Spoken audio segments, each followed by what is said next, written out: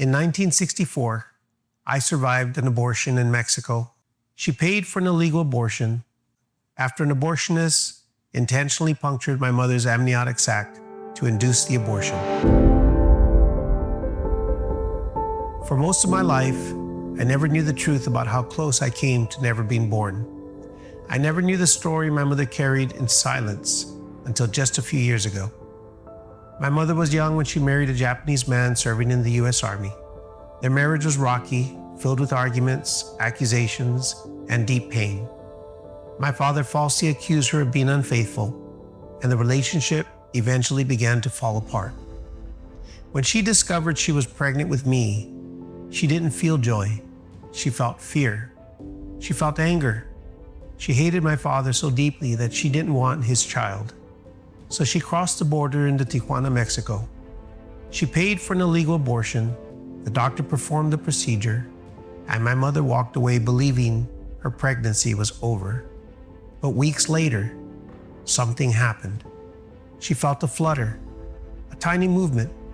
I was still alive, still fighting, still there. And in that moment, everything changed. She later told me that she fell in love with me. She knew she could never try again. From that day forward, she determined to protect me. Hearing that story for the first time, at nearly 60 years old, shook me. I lived my entire life without knowing that I had survived an attempted abortion, that I had survived death itself. My parents' marriage was annulled only a few months after I was born.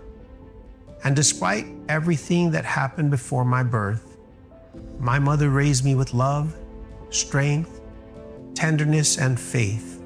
She had been a wonderful mother to me throughout my life. Today, at 61 years old, I finally understand something I never knew. I survived an attempted abortion, not because of luck, not because of chance, but because God spared my life.